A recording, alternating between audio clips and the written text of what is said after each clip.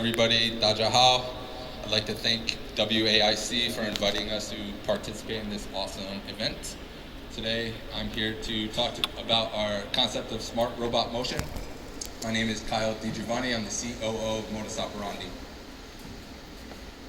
So just a little background about our company. We're an AI cloud robotics company focusing on optimizing industrial robots. And this leads to 4 major benefits. Here you'll see some icons throughout the pitch. In blue, we have energy reduction. Red, we have increased productivity. Green, increased lifetime of the robot. And white for reduced engineering and maintenance costs. Our technology is directly aligned with Made in China 2025 policy, as well as Smart Industry 4.0. So just a little overview of what our technology is and a comparison that we like to make so people understand it. So when you get in your car, you're using GPS to find the fastest way to get from point A to point B. We do a very similar thing, and we're using an optimized path to find A to B. We're able to highlight the optimization through moving through 3 dimensions, as well as some physical properties such as gravity, inertia, and speed. In this particular 3D visualization was a pilot program with Thracia. And in the orange line, you see a human optimized path. And after running through Motus AI software, you see a blue path. As you can see, we went over this object instead of around the object. Sometimes even our engineers don't know why the technology chooses a certain path. So once again, our technology is currently the only marketable solution on the market. Academia and industry has tried to solve this problem for over 25 years without coming to great conclusions or a deployable solution. So we've conducted our own R&D internally over the past 2.5 years, which has led to about 3 IP claims. However, we have not filed for any patents at this point because we don't have the resources to defend these patents. We plan to protect our technology from infringement through cloud platform, SaaS rollout, and hardware implementation. Now we're going to look at a few use cases and pilot programs. This was completed for Thracia, a large manufacturer in France of automotive parts. You can see a side-by-side comparison of the same application with a time signature as well as energy consumption up on the top. In this particular pilot, we were able to speed up productivity by 15% while reducing energy consumption by 40%. And we estimate we can increase the lifetime of the robot by 10%. And once again, it's almost a real-time solution, just a few clicks of a mouse to optimize the path. Next pilot we're going to look at is one we did with SAIC and GM here in China.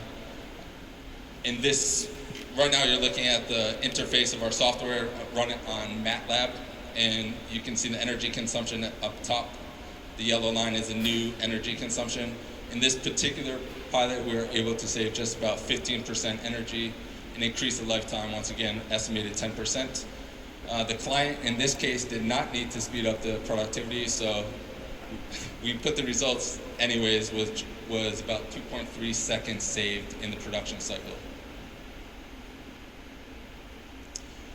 This is our first customer, SCMC, which is a JV with Coca-Cola here in China. Once again, you're looking at the interface of our software. And in this particular pilot, we were able to decrease energy by 20% while increasing speed by 12%. Once again, increasing lifetime of the robot and reducing engineering and maintenance costs.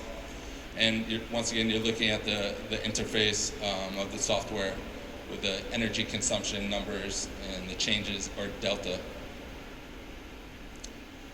Just an overview of the market we're looking at. So by the end of this year, there'll be over 3 million industrial robots worldwide, with over 40% of those here in China.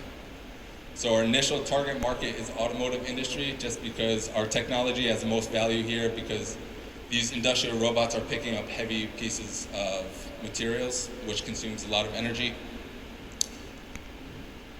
Here alone in China, just over $5.6 billion US will be spent this year to operate these robots. So our value is if we can reduce this energy consumption, we add profitability to the manufacturer's bottom line as well as to our pockets.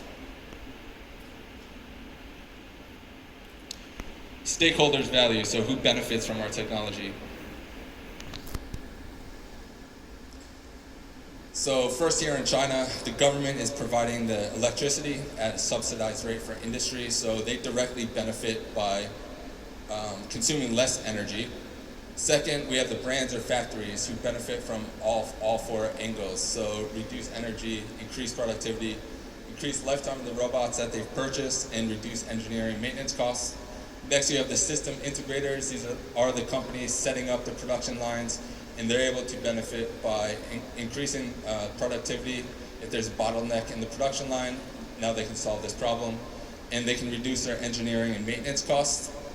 And then last but not least, we believe once there's a market demand for this technology, robot OEMs will come knocking on our door to implement this technology into their robots. Because once the market demands it, they need it too. But they will be the last movers. Just a view of our product rollout plan is 3 phases. So first is a SaaS model, which will be a cloud platform. This will enable all of our customers to be serviced over the cloud. Next, we have the plugin, which we plan to integrate with some common OLPs such as Siemens Process Simulate and Robot Studio by ABB. And then last but not least is the diagnostic pad that I spoke about earlier, the hardware implementation. This will be able to directly interface with the robot arms on the factory floor, and also will help us with protecting our IP from reverse engineering, so we can monitor how many robots are using our technology and how many licenses are going at any given time. Just a little mini United Nations here we got going on. We have Marco from Italy, CEO, researcher, and IT specialist. Myself, over 10 years of experience in operations, multiple industries. Vincenzo is a researcher and also IT software architecture specialist, expert. Christoph, head of engineering consultant for ABB and Volkswagen. We have He Wei, who is our BDO here in China with decades of experience in B2B sales and technology in China. Nick, our CFO, certified in over 5 countries. And we have a small but powerful R&D team right now, AI and robotics PhD students. And also we cooperate with some academics in Italy. And just a recap, so this is a worldwide unique and innovative solution that's eco-friendly because we're reducing energy consumption. The solution is saving costs and time. Our results through pilot programs have showed increased productivity by 15%, energy consumption reduced by 40%, increasing lifetime of the robot, almost real-time generation of paths, and brought to you by a small but strong, dedicated team. Thank you so much. If you have any questions, please feel free to ask. Thank you. It's so good to see someone real on the stage. No pressure. Yeah, any question, Georges? Based on how long the time span, then you concluded that you can save the energy saving 15%, like lifetime 10%, for the testing. Sure. So we started R&D in 2017. Just about 18 months to 20 months was spent on R&D to come to our solution. The increased lifetime of the robot is an estimation. This is based on the less jerkiness that the robotic arm is moving. We're moving in more of a curved motion rather than geometrical pattern. And the results have been demonstrated on software simulations, validated by the clients, so GM, Faurecia, Volvo, Schunk, more recently Coca-Cola, in talks with some other large MNCs here in China. Have you compared your product to your competitors? Because now I think this like a robot motion or this like a robot arms has been commonly used in the, like you said, the China auto plant, right? I think for example, KUKA. So I'm not sure how you, what's the advantage from the technology side you compare to this kind of like product has been commonly used? I think that's a misconception. So, for example, KUKA is one of the most well-known robot companies in the world.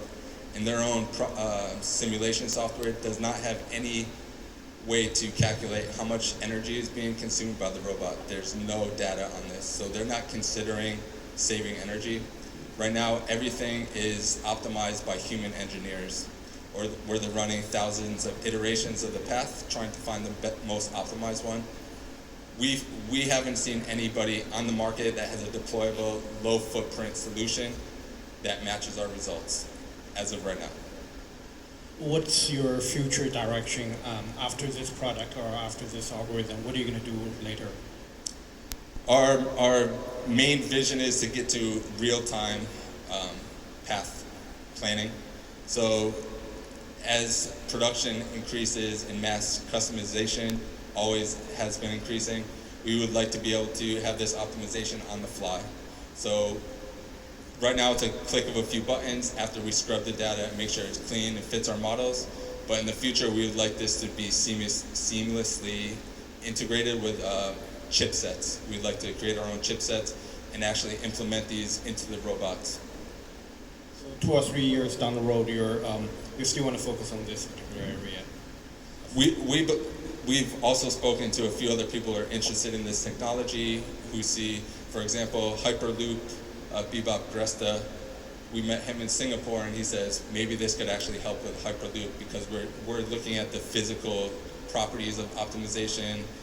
They're trying to move people in a tunnel, which takes into account how many people should I have on this tube so we don't blow people up. So we want to get to a stage where we're working with robots, but also other physical problems to solve, not just robots, so cobots as well, drones possibly.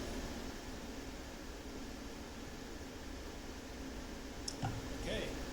Thank you. So much. Thanks. Okay, so here comes our number 11.